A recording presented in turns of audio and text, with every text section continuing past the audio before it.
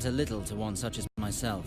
What truly counts are the ends. I could have left this keep without looking back, but I would rather offer my talents to the crown. You may rise, sir. You have my full attention. Many thanks, Your Grace. Despite your goodwill, know that you are taking terrible risks. If I must take you into my service, I would first be certain of your absolute loyalty. How did a prisoner such as yourself come all the way up from the dungeons?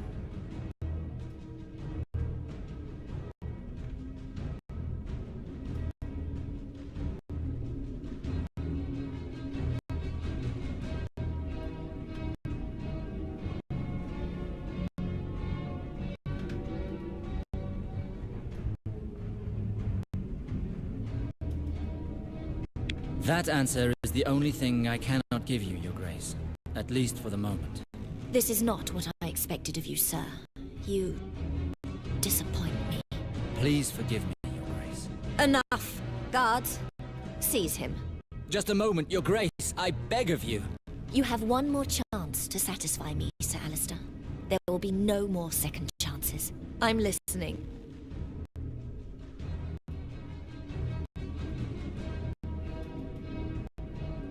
Your Grace, this escape proves but one of my talents.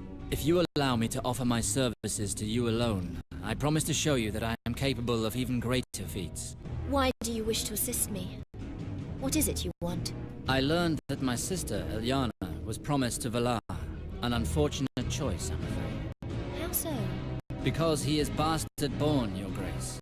Not only would it be a poor alliance, but our father's blood runs in his veins. I cannot accept such an improper marriage. Let me remind you that Sir Valar was knighted by my own father, Lord Tywin Lannister. That alone should convince you of his merit as future Lord of Riverspring. And if I'm not mistaken, your brother Garwin is accused of killing your father, is he not? When your sister came to see me, I saw no other choice.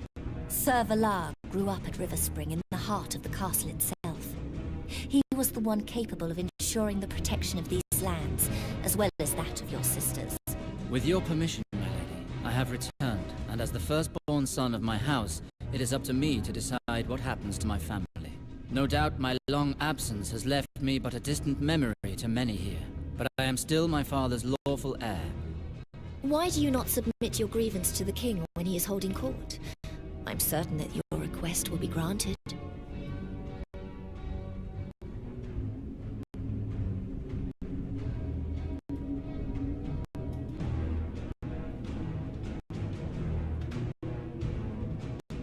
My queen, you and I both know who truly holds the power in this palace. Very astute, my lord.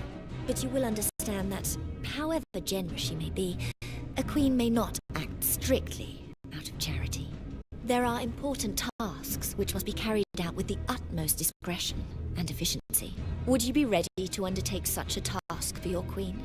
My loyalty to my queen has never wavered.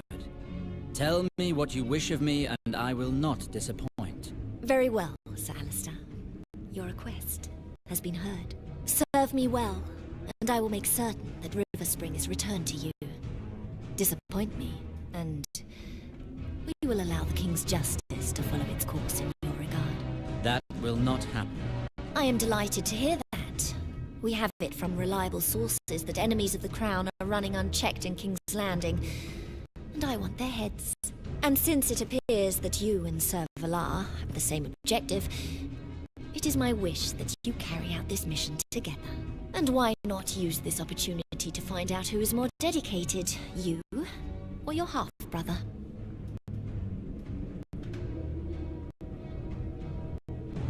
Your Grace, I would like to discuss one last matter with you. It concerns my brother, Garwin. I was at Riverspring for my father's burial, and there is, for the moment, no proof that my brother killed our father.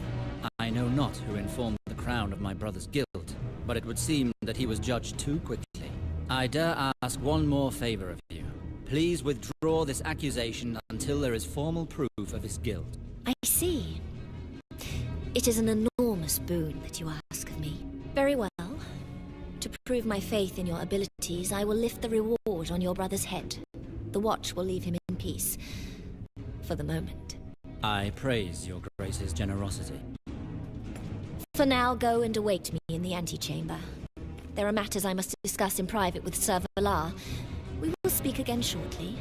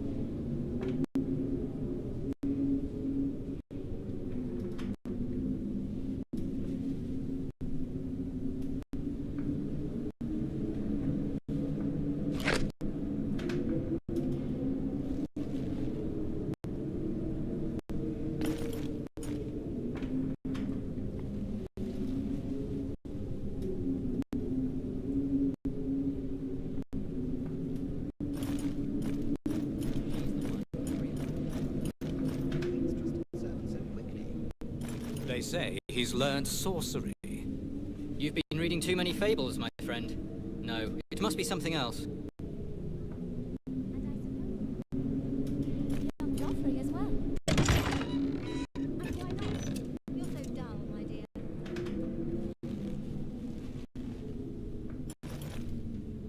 Alistair, what are you doing here? You were supposed to rot in the dungeons. That is indeed what I feared, but the light of R'hllor guided my steps out. Sir Valar, the Queen awaits your presence. We shall meet again, Alistair. Sooner than you think.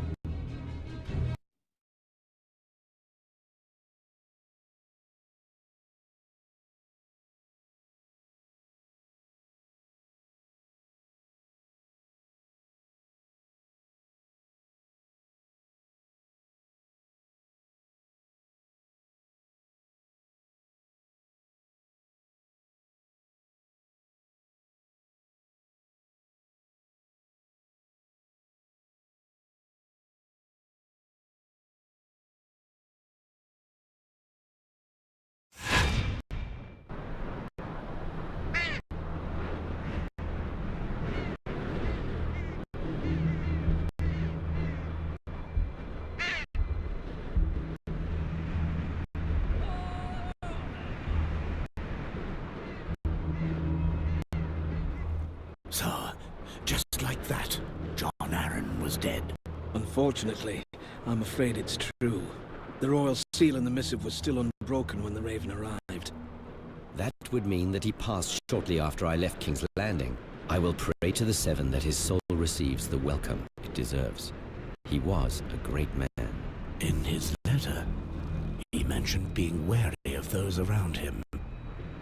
He feared for his life and talked about enemies of the realm who were preparing to strike. A troubling coincidence. I'll wager it has something to do with the girl. Who knows?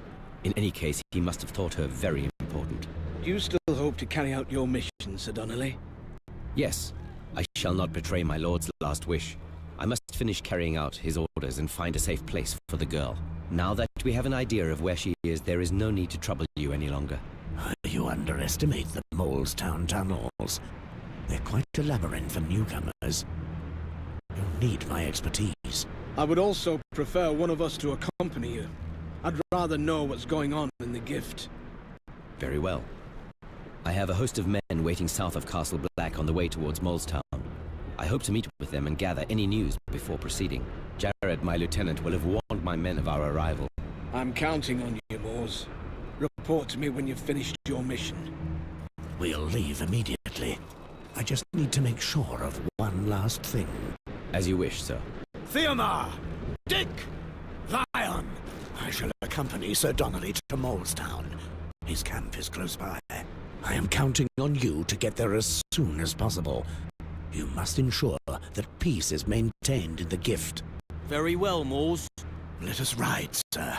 It's a long way to Molestown. I'm right behind you.